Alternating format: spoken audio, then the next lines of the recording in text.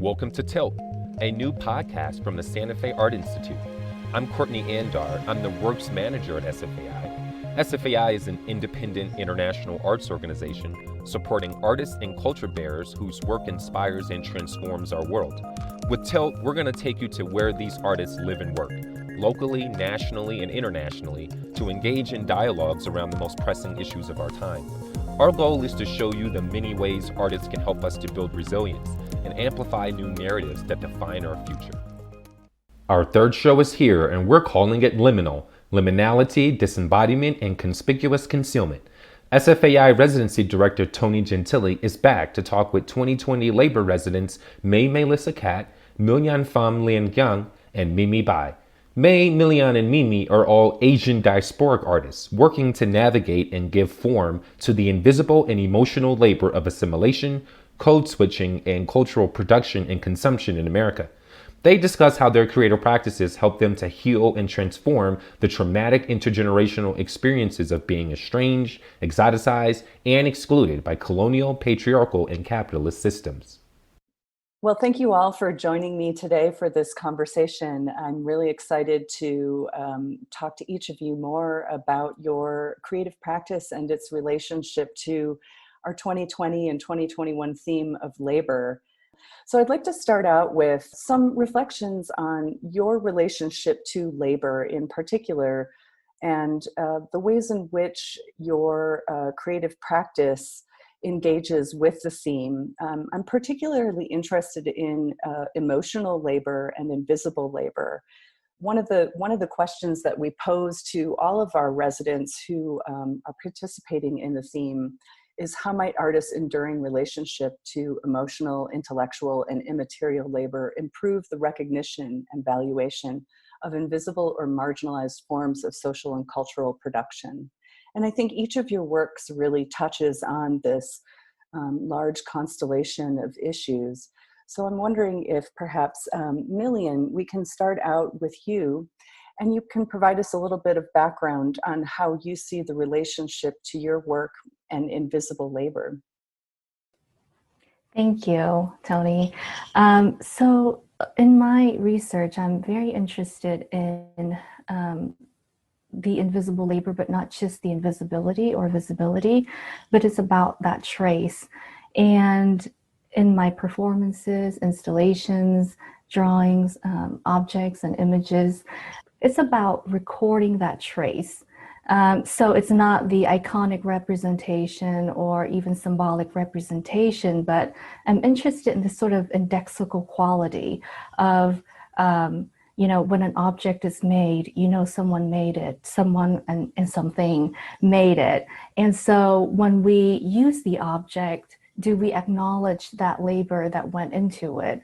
And so in a lot of my work, what I seek to do is I seek to put the body back into the work without using iconic representation of the body, the person, or the being.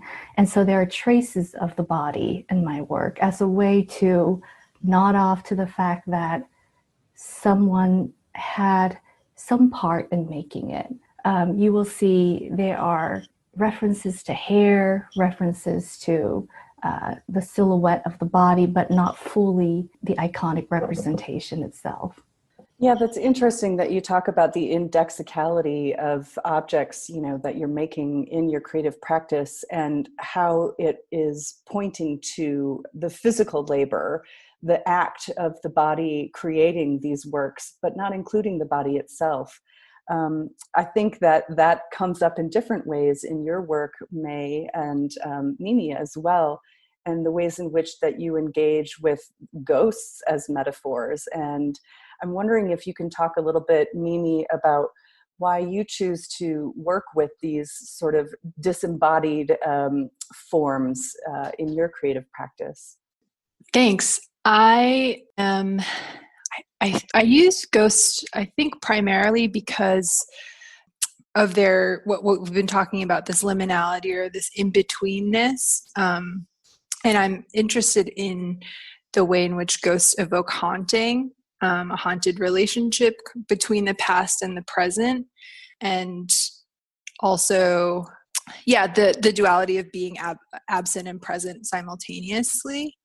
And I think that what Millian was saying about traces really resonates with how I think about labor as well, because there is, in my sculptural work, a lot of accumulation of small individual pieces that are handmade or hand sewn, and that accumulation records the pushing and pulling and pressing of the body against materials as a way of accumulating and making physical, making present this connection between physical labor and emotional or abstract labor. Thank you for that. Yeah, it makes me think also the relationship of the mark to the representation of the act itself, and this notion that you brought up, Mimi, about between past and present and kind of collapsing time together. And I see that as present within particularly your work, Millian, to have and to harvest, and sort of the individual marks that you represent, which are idiosyncratic but repeated. And, these beautiful sort of graphite, almost flames that are surrounding the video image of flames. And I'm wondering if you could talk a little bit about that work in particular, and presence and absence, and its relationship to these different time frames within that work. So I grew up in Vietnam for up until I was 7 years old. And so I watched my parents worked in the fields. I also watched my older sister performing a lot of labor as the eldest and the woman in the family. And so, having seen that physical labor at work, the accumulation of their small effort, their small, large effort every day, or the sort of small marks that they make with every movement of their body that accumulates into something grander, whether that is to grow our food or to make our food. And, with a lot of our ethnic food, it takes a long time to prepare. And so all of that really makes me think about what it means to work.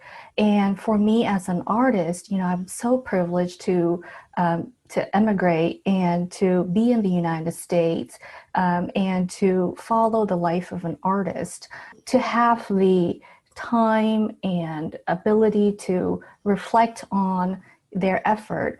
And so when I made that particular work, it was about each of the mark as an accumulation of their gestures and work. And the video where the incense smoke rising, is cut with that sickle and embraced with the hand, is, as an acknowledgement that even though their labor was to ensure the continued survival of our family, that doesn't come with a lot of sacrifices. And these sacrifices are not only physical, but also emotional. So I was really interested in sort of representing that without really, hitting people over the head with it. It was more of like, here is the accumulation of the gesture. Here are this sort of like time components of it. So that's how I went about with that work. Thank you. It's a beautiful piece. May, it just makes me think about how you take a different approach in your work, and you center yourself often as a principal character within both the video and live performance work that you've been making as of late. And a lot of the metaphors that you engage with in these pieces also are around culturally specific foods and the preparation of these foods, and kind of grappling with notions of production and consumption on a cultural level. I'm wondering if you could talk me a little bit through more of what is influencing these most recent video pieces that you've been working on as part of the Fok series, and the mukbang. If you could talk about what mukbang means too, for some folks who might not be familiar with that. Okay, yeah, I'm happy to talk about that. Thank you. So, I often address power dynamics in my work, and I like to play with the gaze, and I like to play with, who is granted permission to look, who is granted permission to be seen, and who is obstructed. In my video work, in my media work, I ask the questions: who's behind the camera? Who is the ringmaster that directs the bodies? Whose bodies? Whose bodies absorb the views? Whose body absorb the risks? Whose body are seen but is harmed? Whose body gets the praise, the romance, and like in movies, whose body gets the praise, the romance, the accolades, whose body are often portrayed with violence, and whose body are tokenized with violence, right? Whose bodies are seen through being tokenized by trauma. So when we talk about invisibility, like with ghost, and if we were to go with that metaphor being seen, invisibility to me really is a way we construct seeing the marginalized. It's the way we're trained to see marginalization. It's like what's being intentionally obstructed. So it's like not really about the object that's invisible. It's about the ways that people are trained to read it as illegible.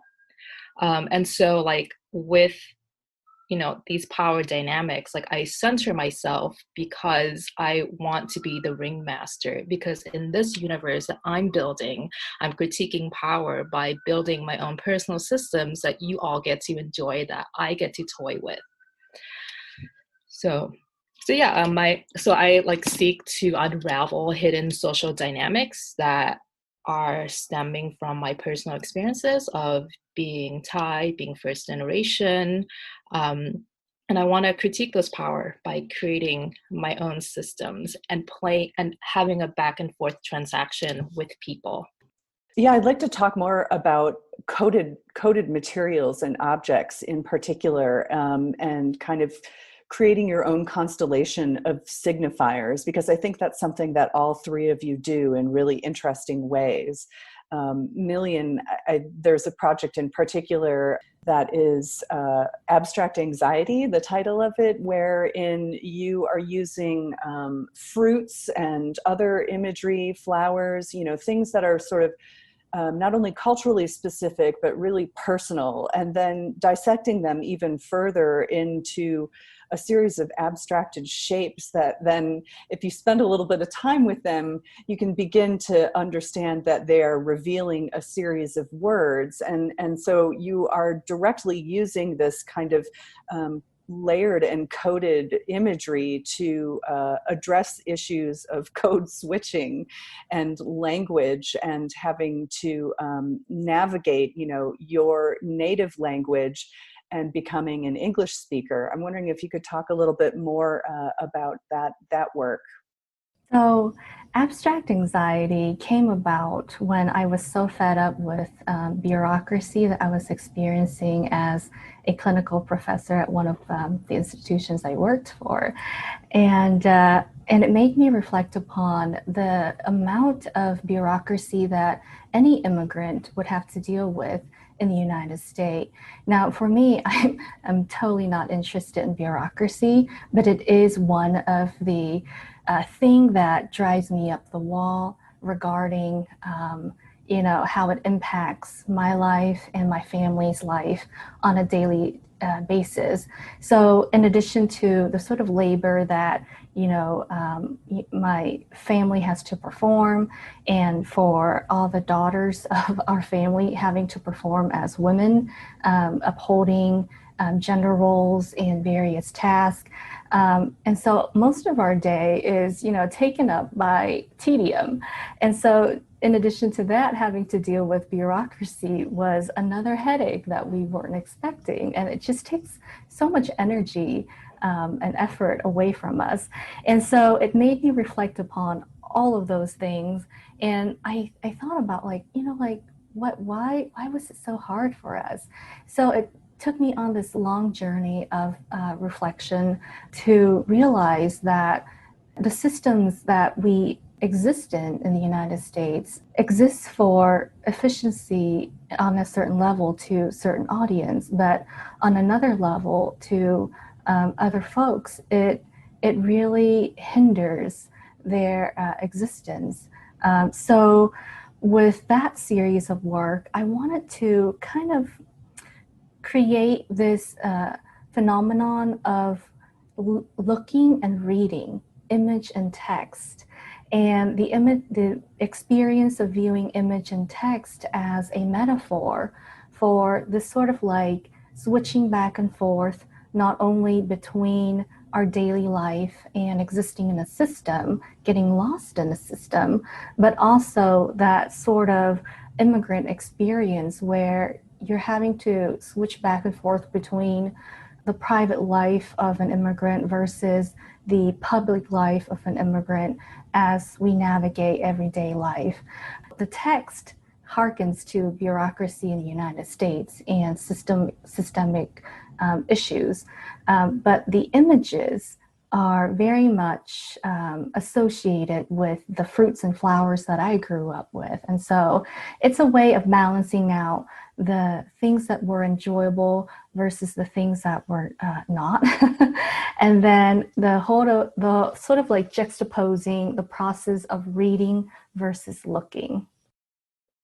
Thank you for expanding on that. Yeah, it's such rich work, and this notion of parsing oneself out between private and public selves through these kind of coded objects and images, I think is something that is also really prevalent in your work, Mimi. And I think about this idea of kind of conspicuous concealment, right? Which it's this straddling the invisibility and hypervisibility that Asian American women in particular experience. I'm wondering if you could talk a little bit more about the Camouflage series and some of the imagery that you have integrated into the earlier portions of it. For example, there's kind of a recurring mark that comes up in the background that's part of these pieces. And could you talk a little bit more about where that image came from and what does it represent for you?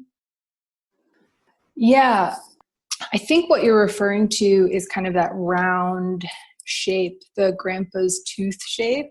And I think in a lot of my work, there is this creation of my own kind of iconography where I'm taking images from family photographs or from my personal experiences and translating them into drawings or prints or objects and repeating them over and over again across kind of like big print pieces, sculptures, photographs. And I think so for example, the grandpa's tooth one is this both funny and deeply sad image for me. It's from one of the last time I talked to my grandfather over FaceTime before he passed away, and he was really old, so he only had one tooth left. And I was really kind of transfixed by this screenshot I had taken of our conversation. And I ended up using that in a lot of different pieces, like Family Vacation and some of the sculptures like Conjuring a Future Full of Past. And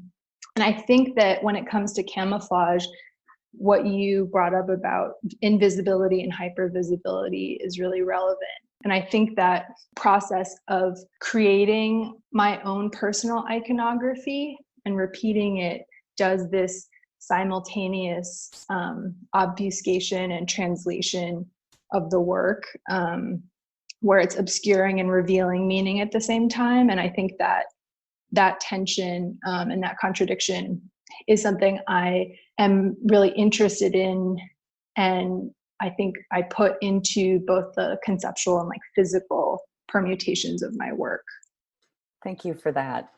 I'd like to shift gears a little bit and return to this idea of, the intersectionality of issues around gender and kind of these expectations of gender, and only imagining that it must be doubly difficult for all of you, having gender norms, that are part of your ancestral culture and that you were raised with, right? And then having a whole new set of sort of gender expectations in America. And May, I'm wondering if you can talk a little bit, because you do engage these sort of, femme tropes and ideas of womanhood, and what are sort of the power dynamics involved in that. I'm wondering if you can talk a little bit more how that shows up in your work. Sure, yeah, I'm happy to talk about gender-based labor, whether that's living, whether that's with people who are living or dead, like ghosts, right? So with my project Karmic One, it's about Thai ghost in media. And so it was inspired by my grandmother, who would wake me up every morning with this Thai soap opera of a folklore ghost named Picasso, who is a Cambodian princess who has a floating head and intestines hanging out, and she's like a vampiric and cannibalistic figure and entity that gets remade over and over. And so in this project, I watched Thai horror for 1 whole year, and I noticed that a lot of these movies have brutalized femme bodies. So with this project, I try to look at what's being unsaid and like what's camouflaging the other issues, right? Like, what are the religious figures doing to these femme bodies in the name of spirituality, where things are state-sponsored. Already, like looking at like Thai horror, is like culturally loaded for me, right? So as a third culture kid, I'm like super happy to like take that on. Feminine is very apparent that like these femme ghosts come back to haunt because they did not have the power when they were living, right? So with my work on Fok Fok, it's funny because like both of these worlds are like beginning to like to like collide. So Fok Fok is this project where I copied everything from the restaurant Pok Pok that started in Portland, and I funnel like the email newsletter through a thesaurus app to make it into broken English. I have an Instagram bot that was just stealing things from Pok Pok's Instagram, and then I started a full reality TV show part because part of these like food culture has going to different countries and find like the best chef or whatever, right? So even though they market themselves as reality TV, it's definitely faux reality TV. So I then try to voice my frustration with art institutions that often ask artists of color, especially Asian artists, to do domestic labor of cooking food, presenting food, doing things with food, so that the institution are looked at as multicultural without really doing the structural changes in the back. And so I use that as a Trojan horse and as a trope to play with. So when I position myself as like the marginalized, like doing performative hospitality, like you're entering that world already knowing what to expect. And then like I'll add an element of horror, or like I'll add something where it's like, oh no, like you're in a loop, or like, oh no, like she's in control. So. Yeah, it's interesting the ways in which you engage both horror and comedy as ways of dealing with trauma. I feel like that trauma, that intergenerational baggage, each of you carry in different ways and express in different ways in your work. And I'm just wondering, do you find that processing it through your creative practice is cathartic in some ways, or how does it sit with you to be able to reopen, and revisit painful moments, whether it was from your childhood, whether it was through the process of immigration and trying to assimilate, if it is gendered sort of violence that you had experienced. What does it mean to you to use your creative practices to mine these sorts of traumas and transform them through your artistic work? Well, I definitely look at my creative practice as a healing practice. And sometimes I look through trauma through mimicking the oppressor or mimicking the power dynamic that's going on. So I'm kind of role playing.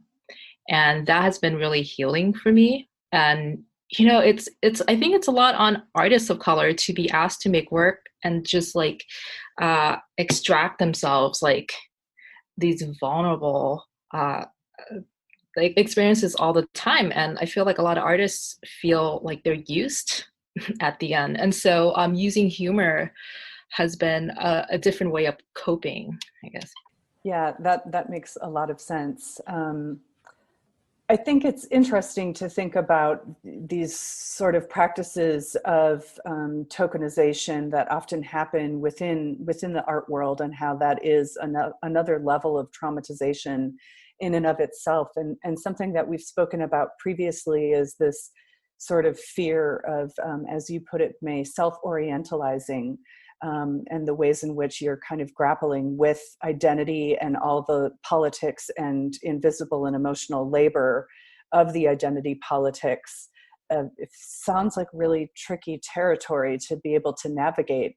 Do any of you have any insights on how you feel like the practices and structures within the art world itself could better support you as artists without the process of tokenization and through, cultural appropriation, kind of shielded as multiculturalism, right? That was a really long, convoluted question sentence. Well, I think they definitely should give us money. They should give us lots of money, give us the freedom to do our work, and have us show our exhibitions. Because oftentimes artists of color are asked to do workshops on racism, and they get paid $50 a pop, through these institutions. So definitely just fund us. Mimi, you wanted to chime in? Yeah, I want to second what May said, and also kind of shift the emphasis from expecting artists of color or artists with marginalized identities to do the work of teaching people. I mean, I think they're being paid to teach is one thing, but I also think there is a need for an emphasis on institutions and the people within them educating themselves on the histories that they're asking people to present their personal traumas on. There is this trading in identity that I think a lot of artists are really clever and smart about working against. I think what May's talked about.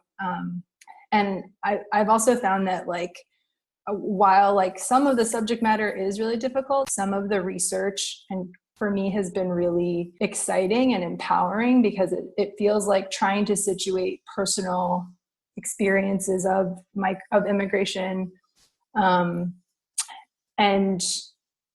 into a larger kind of political and cultural context of why things are the way they are in the US, what types of histories our experiences are built on, how we're racialized or gendered, and how that fits into larger structures of power. We talk about settler colonialism or anti-Blackness and these foundational things in the US that also are deeply connected with kind of how Asians have historically been racialized and kind of instrumentalized.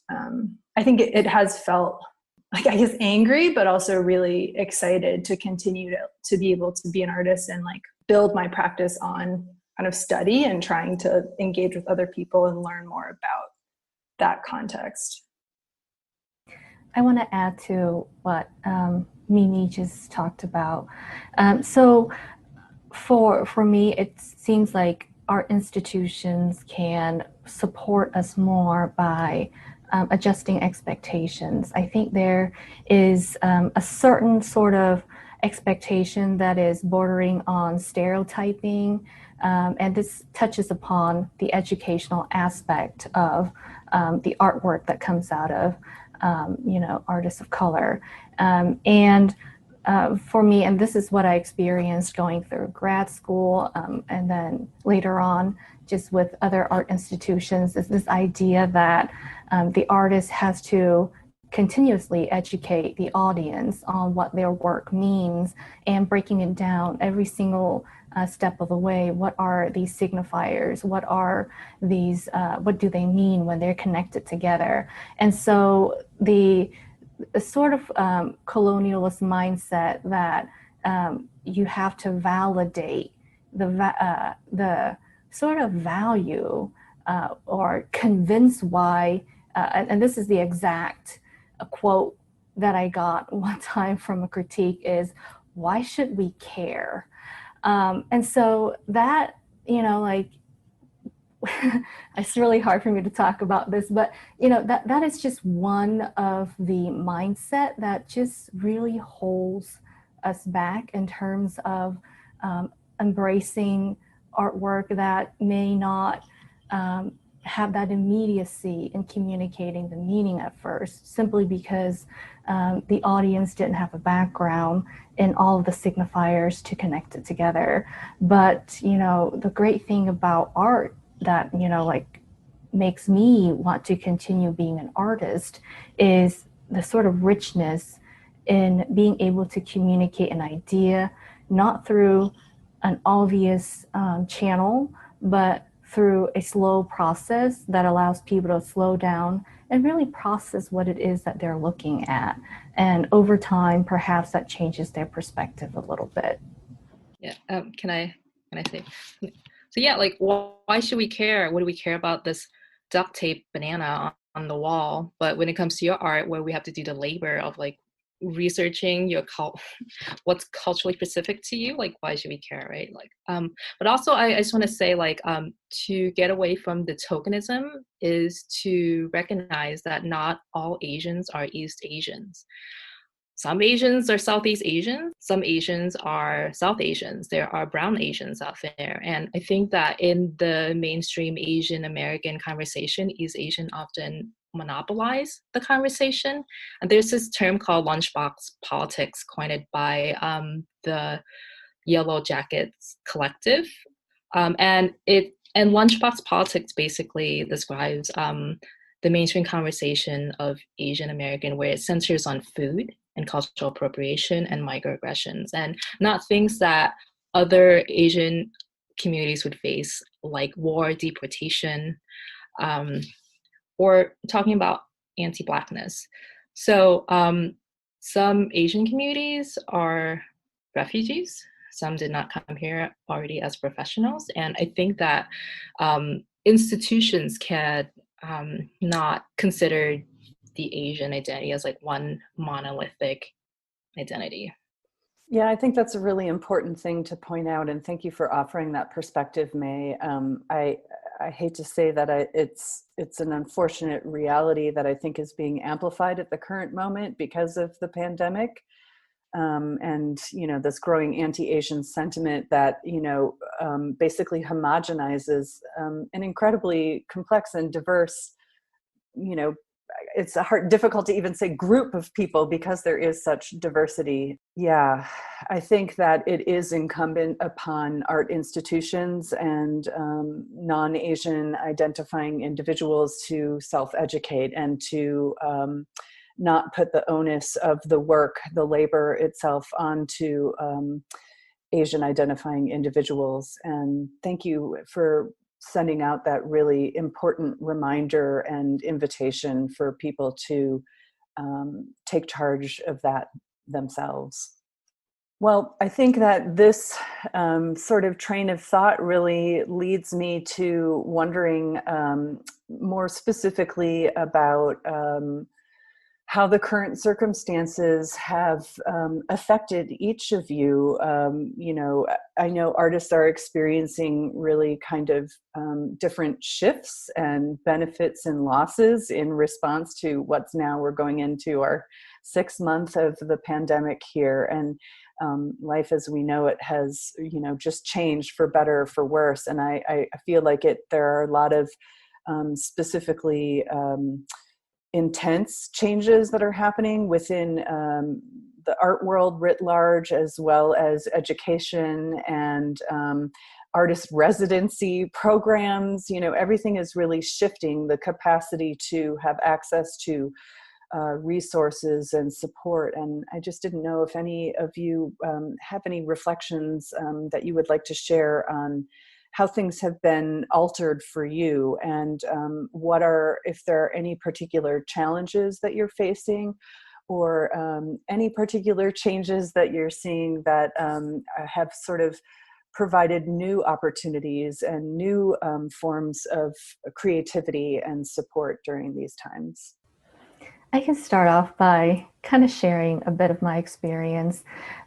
So with, you know, having suffered trauma during my childhood and during my formative years, in any sort of crisis, I am, you know, one of those people who are very calm because I've always managed my life's crises. So during the pandemic, it was very difficult, but it was one of those things where, or it's still one of those things where I know exactly what I need to do because of that management system and defense mechanism that I've developed to basically deal with life in general.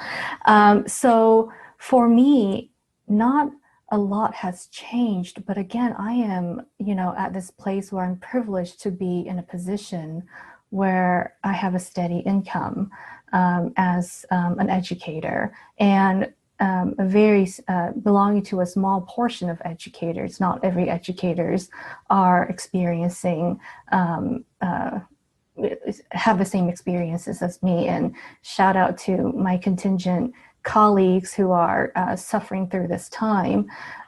So when I think about these sort of crises where there's personal or more social, I think about, well, what are the steps that I need to take to ensure my health as well as the health of my community? And for me, having to think about and serve others as this Asian daughter in this Vietnamese household all my life, this pandemic has made me slow down to think about, you've been serving others, you can't go outside now. How can you serve yourself? And that didn't come until I slowed down and thought and just figure out what I do in my daily life differently, and what does it mean to complete a task. Is this cleaning task to benefit someone, or is it to benefit me? And that really made me shift my understanding of my art making as well, because before it was, I'm making this artwork in order to expand my research, to eventually get a tenure track position, because there's an end that I need to meet, or there's a goal that I need to meet. But now when I make, am I making it for myself, or a specific goal that's beyond the sort of like survival of my life?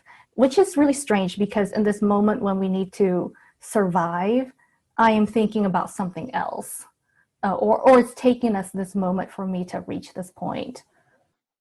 I can go. Yes. With COVID-19, yes, I had traumas came up, like racial trauma, intergenerational traumas, like police abuse traumas that, you know, are triggered during this time. And once I'm kind of like healing out of that with like seeing like, oh, like self-love and in therapy, mental health check. You know, with COVID lately, I've been just looking, the work that I've been making during COVID has just been like mimicking modes of consumption, mimicking modes of media consumption, looking at this time period as like an important archive that I can use, of making archives I can use in the future. So at first I thought like all my projects died. I was like, oh no, COVID happened, everything's dead. Like but then COVID is here, and I was like, oh, they should just include COVID into their world. Like COVID is here. And so it really like revived my project, and I realized like it's more alive than ever. Like I can talk about PPP loans, like I can talk about anti-Asian xenophobia, and it's here now, you know. So also like I've been looking at grants, like those like artist relief grants, and I was like, oh, there's something here. So like it's a lottery system, or like you start to see like people funneling the same artists over and over. And I was watching this like Thai horror movies the other day, and I was like, oh, someone's like haunting people because he can't get ordained into monkhood. I want to haunt people if I don't get this grant. Like, and so those are like the things that I'm like the things I'm brooding about, like becomes like my next idea or projects that I want to experiment with and like unpack. It's an important time of archives to me with COVID. Mimi, do you have anything you'd like to add? I feel like COVID has been a time of like study and self-reflection, really, and also like I freelance, and so I lost all my freelance work because of COVID, and then I got unemployment, which was pretty sick, and now it's over, and we're back into kind of a much more precarious space. But yeah, I because I've been in relative like safety and comfort, there's been a lot of like, I guess, discomfort, which has been really generative in terms of reflecting on where I'm at, like why it is that I am in the position that I am, wanting to take the time to decouple my sense of self-worth from constantly producing or laboring, and both like for my own mental health, but also, you know, as an act of aligning like what my beliefs are with how I treat myself and how I think about other people. I think there is this deep like sense of constantly being in motion, constantly producing, and when I've been forced to stop, it's been a time of like reckoning with with how much I've kind of internalized a certain type of value system. So that has been really helpful. I don't know about work. I haven't been in kind of a mode of production at all. I think I've been more in research and drawing, but yeah. I think it's interesting because in some ways I feel like artists are better equipped to be able to deal with these uncertain circumstances because there is no rigid support structure that extends itself to every artist's situation, right?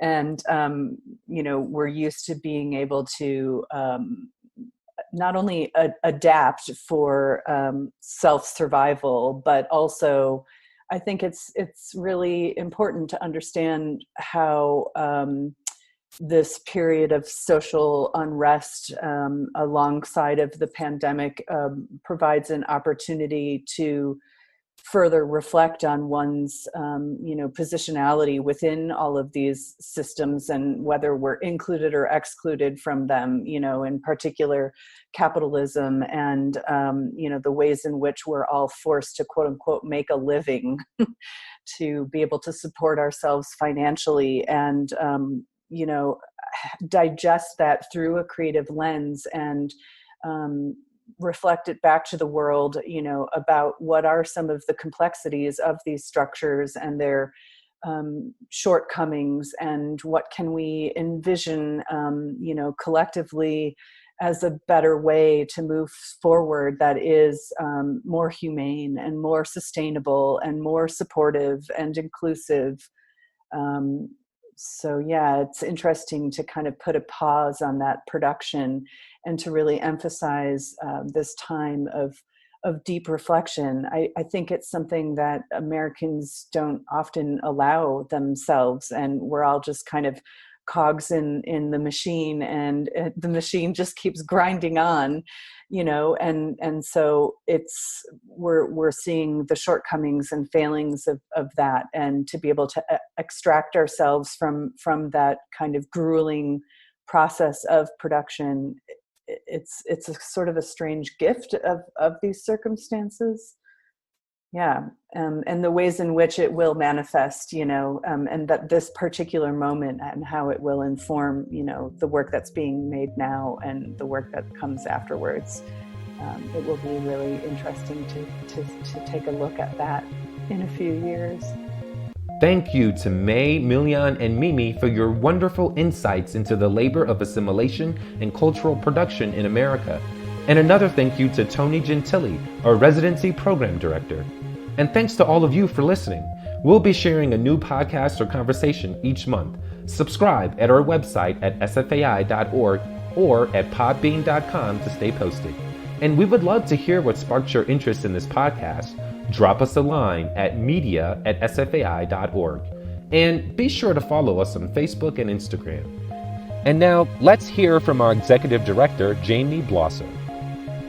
Thank you, Courtney, and hello to everyone who's listening.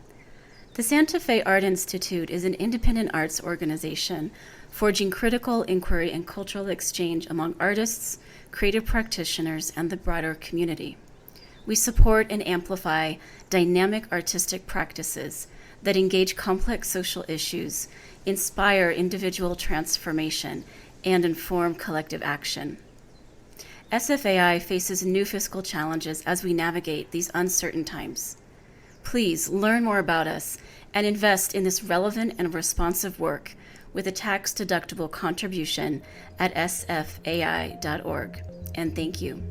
Goodbye for now.